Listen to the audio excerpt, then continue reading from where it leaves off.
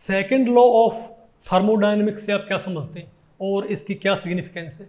नमस्ते, मेरा नाम मनदीप दलाल है और इस लेक्चर में हम इन्हीं प्रश्नों के उत्तर खोजने की कोशिश करेंगे।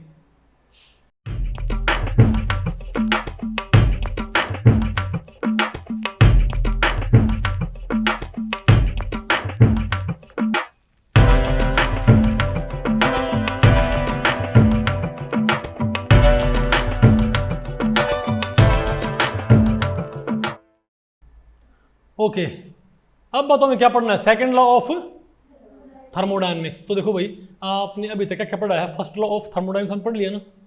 अब क्या पढ़ना आपने? Second law of thermodynamics. ये क्या होता है, हम इसकी बात करते हैं।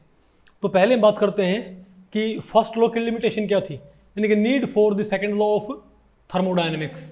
ठीक है, तो आप ये बताओ कि पहली चीज तो ये है कि फर्स्ट लॉ ने, किसने?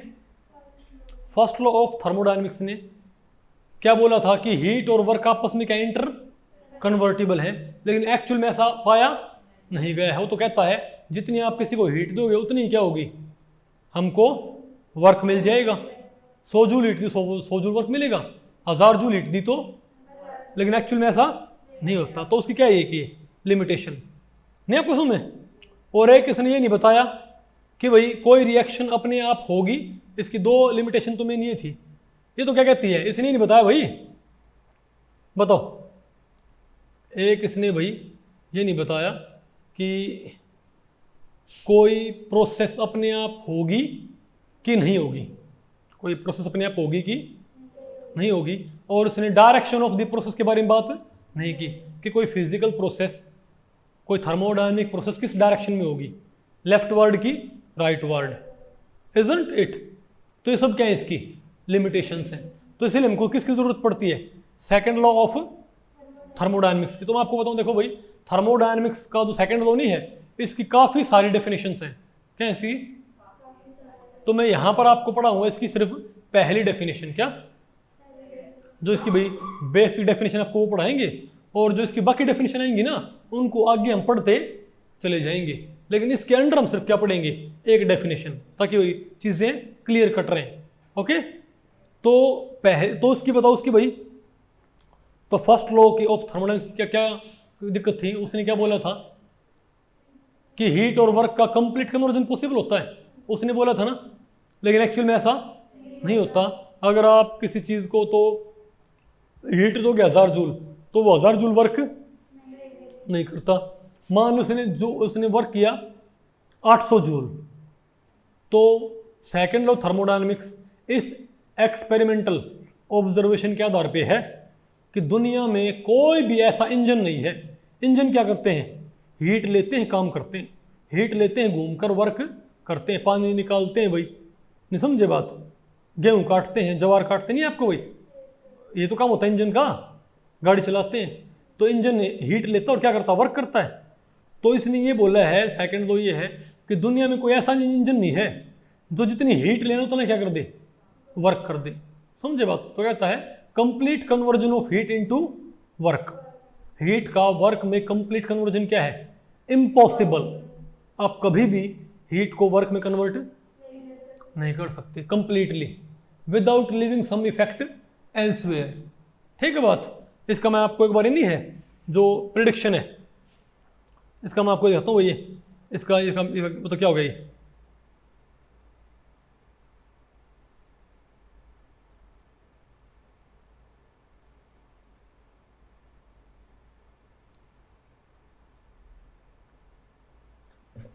नहीं बता आपको, पहले पड़ गया पक्का?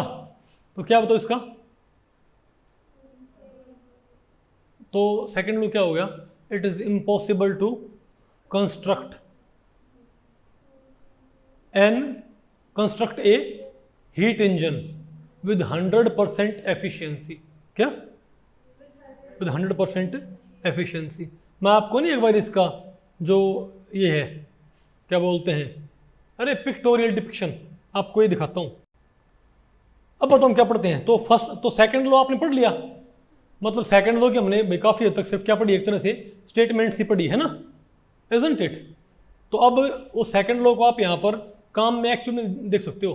Carnot cycle and Carnot and efficiency of A heat engine.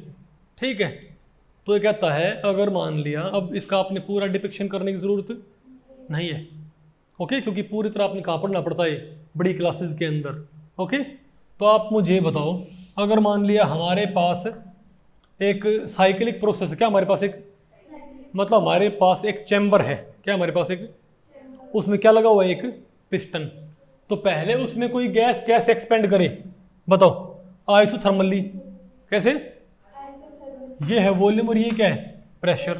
तो पहले एक्सपेंड करे आइसोथर्मली, फिर एक्सपेंड करे एडियाबेटिकली। आपको पता ना, आइसोथर्मल का कम होता है और एडियाबेटिक क्या होता है, ज़्यादा होता है। और फिर कंप्रेस हो जाए, क्योंकि आपको पता होगा ना, कोई भी इंजन होता है उसमें पिस्टन पुश करके वापस कहाँ पर आता है, वहीं पर नहीं आता क्या, हमको उसको उसकी स्टेट में वापस रिस्टोर करना है। मतलब पिस्टन ने पुश किया, पहिए को घुमाया और वापस कहाँ पर आ गया, अपनी जगह पे। बात आपको पहले पड़ गई। तो क्या होगा, तो पहले मान लिया गैस कैसे एक्सपेंड करी है, आइसोथर्मली, फिर कैसे एक्सपेंड की है, फिर कंप्रेस कर दी हमने आइसोथर्मली, फिर क्या कर दी, कंप्रेस कर दी एडियाबेटिकली। तो ये क्या है, isothermal expansion, adiabatic expansion, isothermal compression, adiabatic compression. तो इसमें 4 स्टेप नहीं होगी, तो इसको बोलते हैं साइक्लिक प्रोसेस। क्या बोलते हैं इसको, साइक्लिक प्रोसेस बोलते हैं इसको, इजंट इट। तो इस साइक्लिक प्रोसेस के अंदर वापस कहां पर आ गया, वही वॉल्यूम और वही प्रेशर क्या हो गया, रिस्टोर हो गया ना। लेकिन आपको पता है इसके अंदर वर्क क्या होगा। तो अगर मैं इन चारों पाथवेज का वर्क जोड़ दूं, क्या, अगर मैं इन चारों पाथवेज का वर्क जोड़ दूं, नेटवर्क, तो वो क्या होगा मेरे पास, टोटल वर्क, वो क्या आ जाएगा। क्योंकि एक्सपेंशन में तो काम किया है सिस्टम ने, और कंप्रेशन में हमने सिस्टम पे काम किया है, नहीं किया क्या। तो इन सभी के क्या करो आप, वर्क जोड़ दो, तो वो क्या होगा, जितना हमको वर्क मिला है। ये समझे बात। अरे भाई, एक्सपेंशन में हमने वर्क किया है, इजंट इट, और कंप्रेशन में, एक्सपेंशन में वर्क क्या है, नेगेटिव, कंप्रेशन में वर्क क्या है, पॉजिटिव। तो नेट वर्क यहां पर कैसे जाएगा, सभी चारों स्टेप्स के वर्क जोड़ दो। तो हमको मान लो वर्क मिला W, हमको कितना वर्क मिला है, W वर्क मिला है। ठीक है, अच्छा एक बात और, आप इसको मानो तो पता क्या होता है, आपको पता है कि मान लिया हमारे पास एक सॉलिड स्लैब है, क्या हमारे पास एक सॉलिड है स्लैब, इसका टेम्परेचर क्या T1 मान लो, क्या मान लो, और ये इंसुलेशन है, और फिर क्या है, ये टेम्परेचर है, फिर क्या मेरे पास ये, सॉरी ये क्या है, T2 टेम्परेचर, ये T1 टेम्परेचर है, क्या है। तो आप एक काम करो कि हमारे पास जो गैस थी ना यहाँ पर, ये पिस्टन यहाँ नहीं लगा हुआ क्या, यहाँ पर गैस भरी है, यहाँ पर क्या लगा हुआ है, पिस्टन। तो आप पहले इसको इस पे रखोगे तो पिस्टन क्या करेगा, एक्सपेंड करेगा। इसको उठा कहाँ पर रख दो फिर, इसके ऊपर, तब एक्सपेंशन कैसा होगा, एडियाबैटिक, क्योंकि बाहर से। अरे भाई इसको बोलते हैं सोर्स, इसको क्या बोलते हैं, सिंक, इसे क्या बोलते हैं, सिंक, इसे क्या बोलते हैं, सोर्स। सोर्स क्या होता है, हाई टेम्परेचर, और सिंक क्या है, लो टेम्परेचर। तो क्या होगा, और ये दो क्या है, इंसुलेटेड प्लेट्स। तो अगर आपने इस चैम्बर को उठा के यहाँ पर रख दिया, तो इसका नीचे वाला पोर्शन क्या है, मेटेलिक, क्या है, मेटेलिक है। तो इसको इस पे रखते ही क्या, इस मेटेलिक पोर्शन के थ्रू इस हाई टेम्परेचर स्लैब में से इसमें हीट जानी स्टार्ट हो जाएगी ना। तो इसने कितनी हीट ले ली मैंने, Q2। तो Q2 क्या है, जो हीट एब्जॉर्ब करी है इस पिस्टन ने, सॉरी इस चैम्बर ने, गैस ने जो हीट एब्जॉर्ब करी है, आगे आपको नहीं, आपको समझ में। तो उस टाइम पे जो वर्क हो, क्या हो उस टाइम पे जो, और ये मानो फिर तो शुरू में एक्सपेंशन कैसा होगा, आइसोथर्मल, क्योंकि जो एक्सपेंशन में जो वर्क हो वो हीट कहाँ से आ जाएगी, यहाँ से जाएगी। फिर इसको यहाँ पर रख दो, फिर एक्सपेंशन कैसा होगा, एडियाबैटिक, फिर किस पे रख दो, तो पता है फिर कंप्रेशन करना है, इस पे रख के करना है, तब क्या हो जाएगा, तब हीट किसको दे देगा, ये Q1 हीट किसको रिटर्न कर देता है, Q1 हीट किसको दे देगा, T1 को, इसको दे देगा। ये लो टेम्परेचर पे है, T1 क्या है, T1 वाली स्लैब क्या भाई, लोअर टेम्परेचर पर है, आगे आपको समझ में। और फिर ये क्या हमारे पास इंसुलेटिंग प्लेट, इस पे रखोगे तो क्या आएगा, फिर कंप्रेशन कैसा होगा, एडियाबैटिक, आगे ना आपको। तो इस पे, तो इन पे ऐसे इसको रखते जाना है, तो ये क्या होगा, यहाँ पर एक्सपेंड, यहाँ एक्सपेंड, यहाँ कंप्रेस और यहाँ कंप्रेस। तो वास्तव में हुआ क्या है, इसने हीट सिर्फ कब एब्जॉर्ब करी है, इसने हीट सिर्फ कौन से स्टेप में एब्जॉर्ब करी है? पहले स्टेप में। पहले स्टेप में इसने हीट एब्जॉर्ब करी है, बाकी किसी स्टेप में इसने हीट एब्जॉर्ब नहीं करी ना, बल्कि कुछ हीट इसने किसको रिटर्न कर दी? इसको। आप थोड़ा इसको ऐसे मानो, आप ये बताओ, आपने कभी देखा हो ना इंजन के अंदर जब कोई वैसे भी कोई इंजन चल रहा होता है खेतों में, उसकी नली में से गर्म पानी नहीं आ रहा होता क्या? देखा आपने कभी? अरे बोलो भाई। ठीक है, तो एक्स्ट्रा हीट को हम कहाँ कर देते हैं? डंप, बाहर डंप कर देते हैं। बात आपको पहले पड़ गई? तो सिंक वो है, सिंक वो सोर्स है जिसमें क्या करेंगे, जो हीट वर्क में कन्वर्ट नहीं हो पाएगी वो कहाँ ट्रांसफर कर देंगे हम? T1 को। आगे आपको ये, इसको बोलते हैं टेम्परेचर सोर्स या हीट टेम्परेचर सिंक। सिंक मतलब जहाँ पर हमने एक्स्ट्रा चीज़ फेंकनी है, हीट। आगे आपको ये, तो मान लिया इस, तो पहले 2 स्टेप में एक्सपेंशन हुआ है, बाद के 2 स्टेप में क्या हुआ है? कंप्रेशन हुआ है। तो चारों वर्क जोड़ दो तो नेट वर्क मेरे पास क्या आएगा? W। क्या आएगा? W मान लिया क्या है? Work obtained. वर्क W क्या है? और मान लिया Q2 क्या है? Heat supplied. Q2 क्या है? हीट सप्लाइड है Q2। आगे आपको, और Q1 हीट किसको दी थी इसने? आगे आपको, तो इसको बोलते हैं एफिशिएंसी ऑफ दैट इंजन। क्या बोलते हैं इसको? Of that engine. अब अगर मान लिया Q2 हीट कितनी दी हमने इंजन को? 1000 जूल, उसने वर्क कितना किया? 800 जूल, तो हम क्या बोलेंगे? 80% क्या है इसकी एफिशिएंसी? नहीं है आपको? 80% क्या है इसकी एफिशिएंसी? हमने हीट दी 100 जूल, इसने वर्क किया 30 जूल, तो 30% क्या है इसकी एफिशिएंसी? तो 70 हीट कहाँ पर गई? इसका मतलब 30 जूल तो हीट तो कन्वर्ट होगी, 70 जूल हीट में कन्वर्ट वो कहाँ ट्रांसफर कर दी? T1 को। तो ईटा का फॉर्मूला क्या हो जाएगा? ये W बाई Q2 भी हो गया, W बाई Q2 भी हो गया, और ये हो जाएगा Q2 minus Q1 by Q2। क्यों? Q2 क्या है? जितनी हीट ली थी सोर्स से और जितनी हीट वापस कर दी किसको? सिंक को। तो जो हीट इसने वापस नहीं करी वही तो इसमें किसमें कन्वर्ट होगी? वर्क में। तो वर्क किसके बराबर होना चाहिए? Q2 माइनस Q1 के। तो Q2 माइनस Q1 तो क्या है? जो हीट इसने रख ली, और Q2 क्या? जो हीट एब्जॉर्ब करी थी। तो जो हीट इसने वर्क में कन्वर्ट करी है divided by total absorbed heat, क्या होगी इसकी एफिशिएंसी? नहीं आपको आया?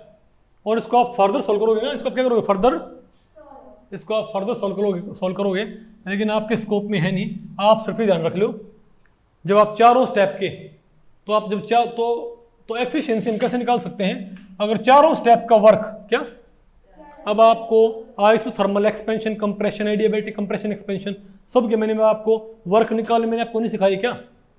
सिखाए थे ना। तो इन चारों स्टेप के आप वर्क निकाल के उनको जोड़ के कहाँ पुट कर दो? ऊपर।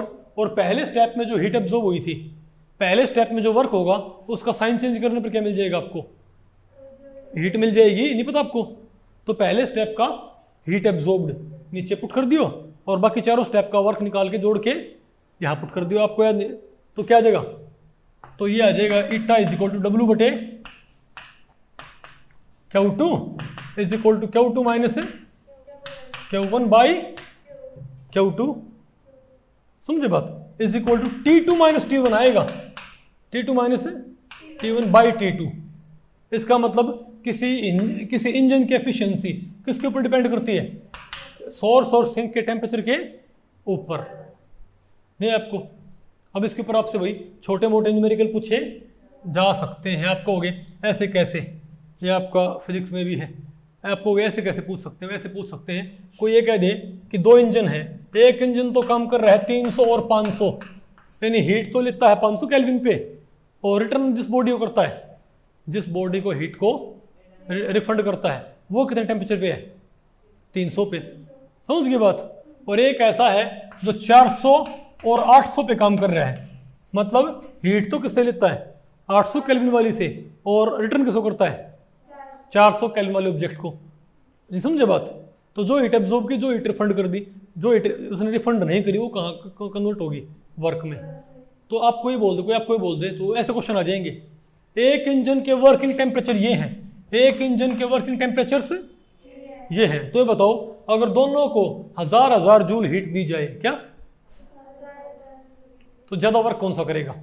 मतलब दोनों इंजन हैं, एक इंजन तो काम करता है 300-500 के बीच में, एक इंजन काम करता है 400 800 अपन देखा होगा ना भैया, गाड़ियों के इंजन भी बराबर एफिशिएंट नहीं होते, कोई ज़्यादा तेल खाती है और कम दूर चलती है, कोई क्या करती है तेल कम खाती है और खूब दूर चलती है।